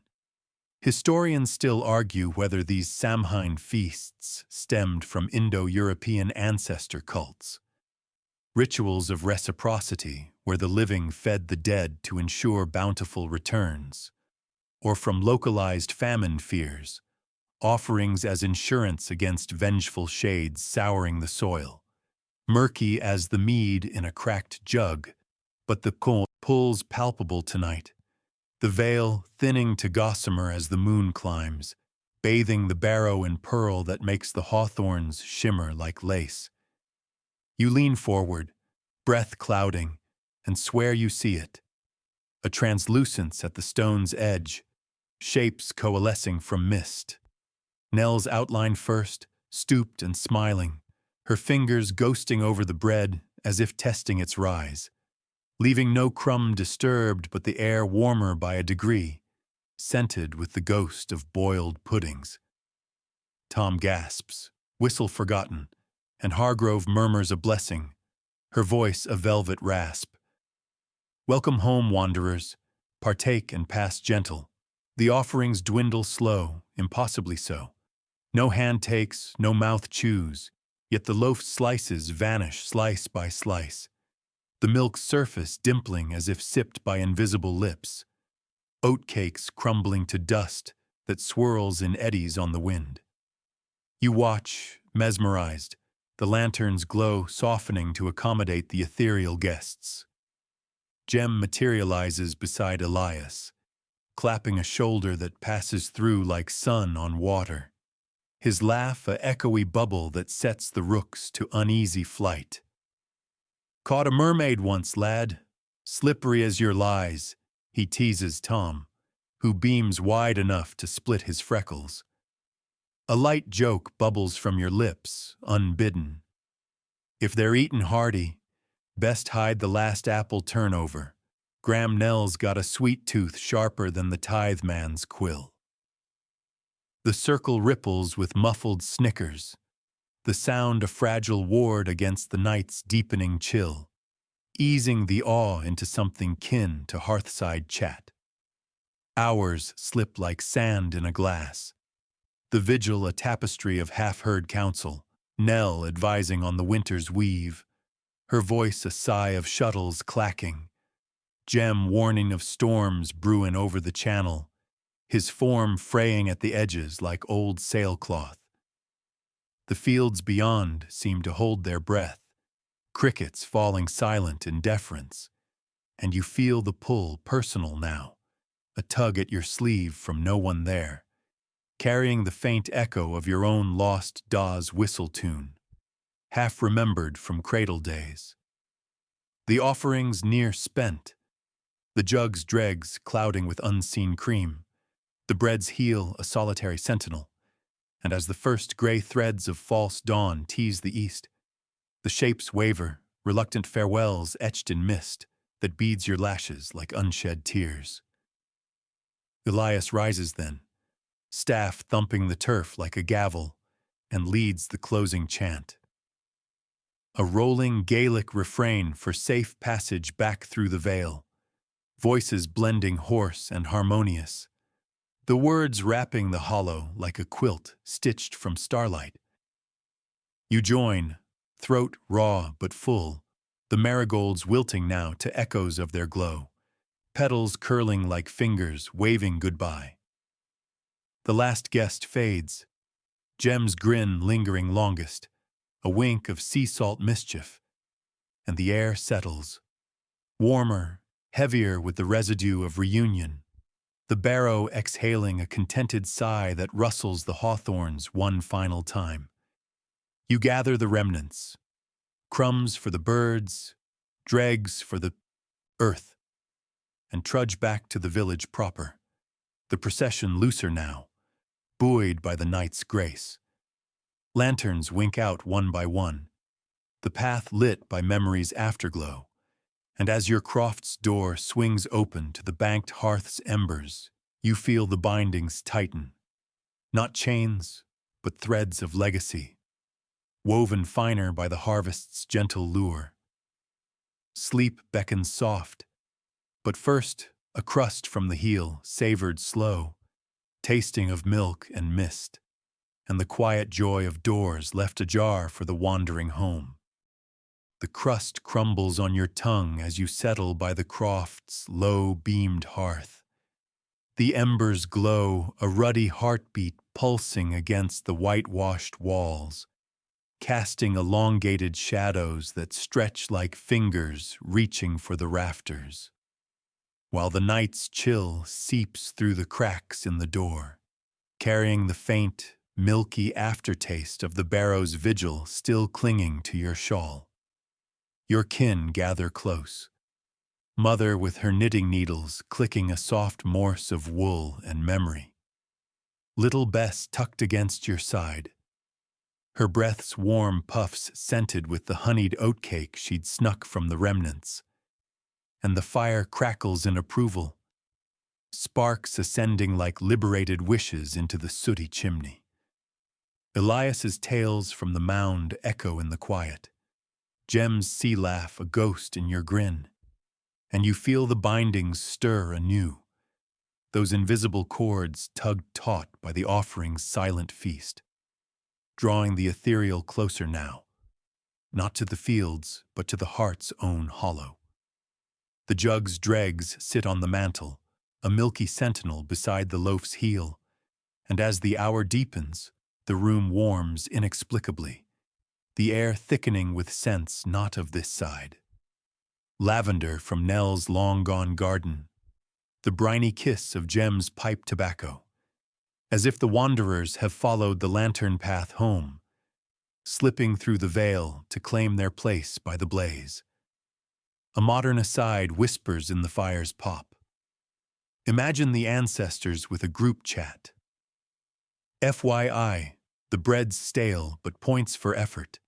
Send nudes of the harvest next year? You stifle a snort into Bess's curls, because who needs apps when folklore's got better connectivity to the beyond? The circle tightens, cloaks shed like old skins, and Mother dips a horn cup into the jug's last pour, passing it sunwise, die-seal the old way, to honor the flow from light to life.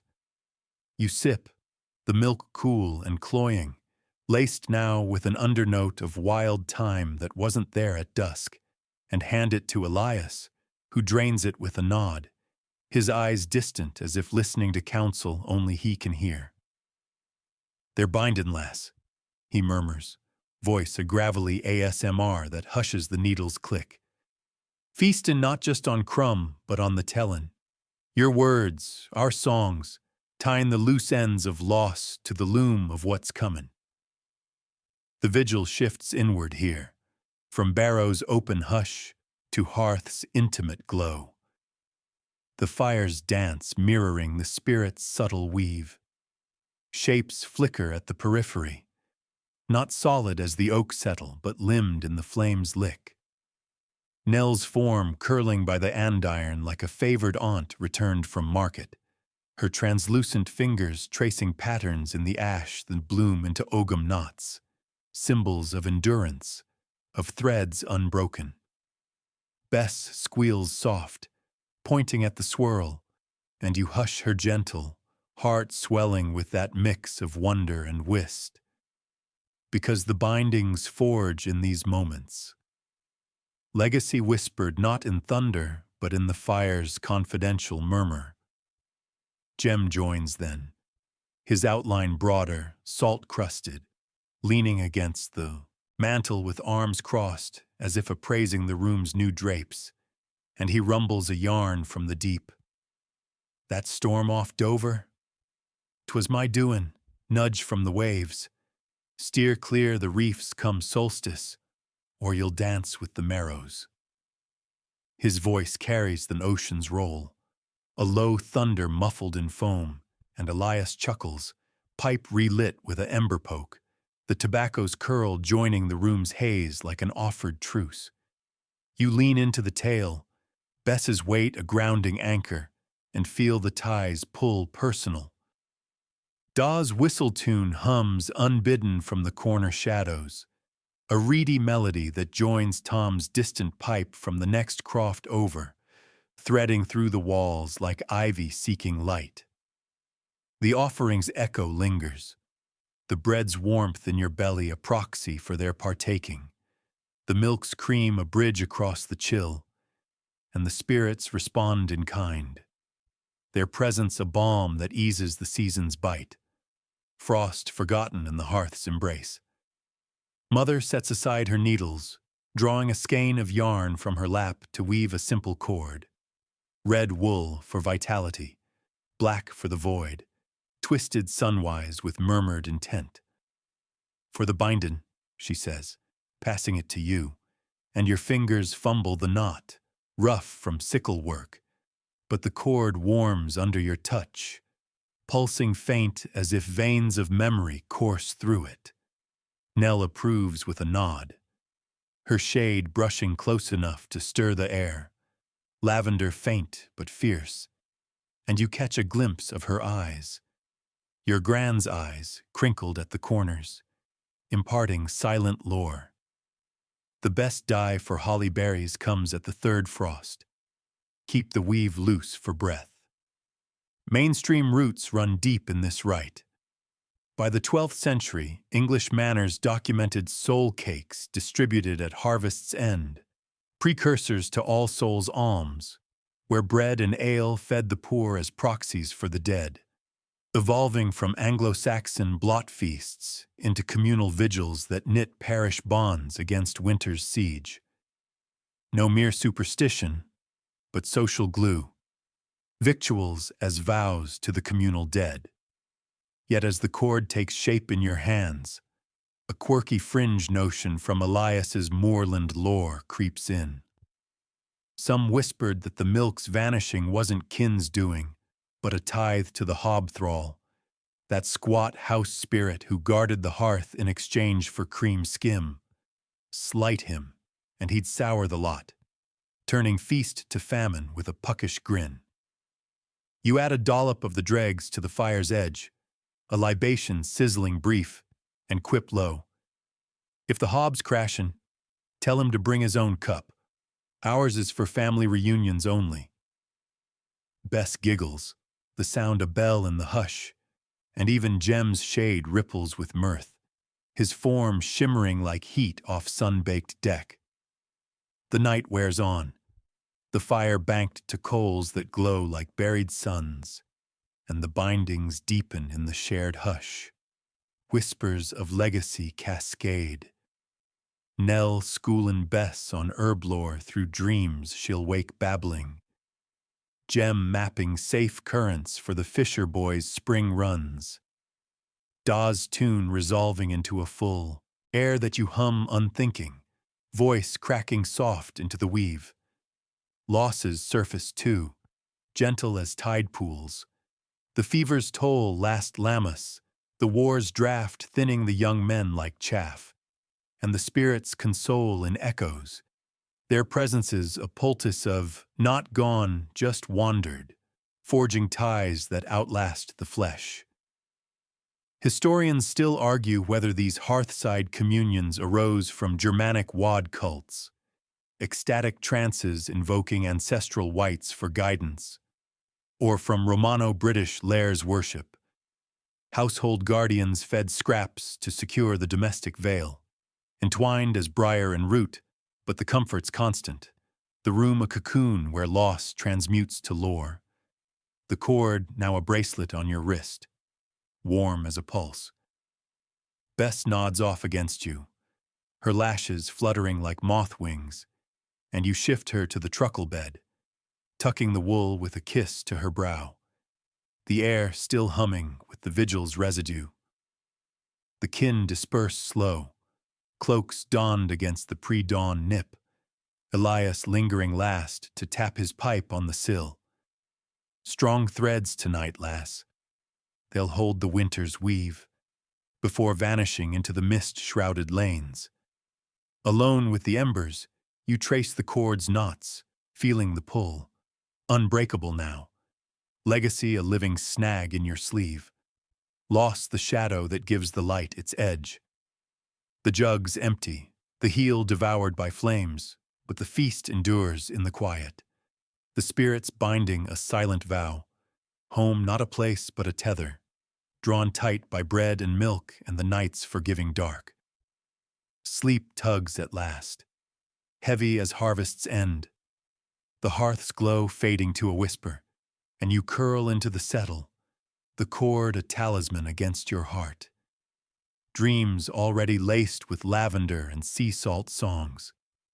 And now, as the embers settle into a soft, lingering warmth that mirrors the quiet glow within your chest, let the threads of this evening's tale unwind gently, like yarn spilling from a well-loved skein, each loop releasing a sigh of stories shared across the veil, not to haunt but to hold, wrapping you in the hush of hearths long tended by hands, both seen and unseen.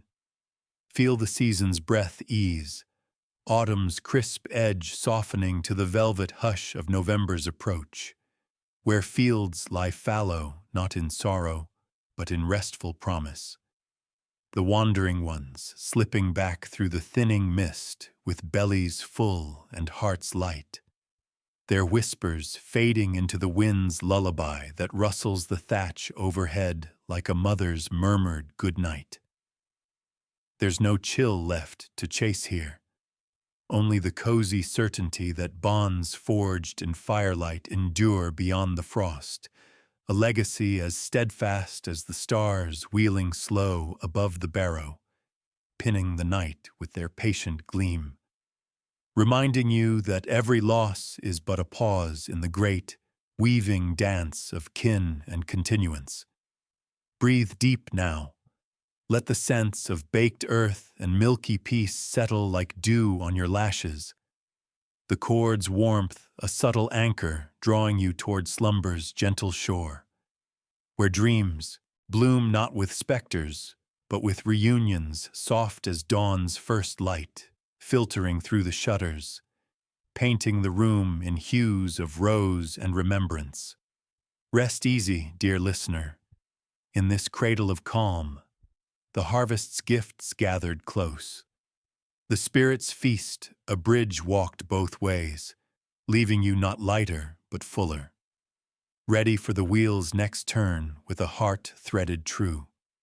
Sleep comes now, unhurried and kind, carrying you on wings of whispered welcome into the deep, dreaming peace where all wanderers find their way home.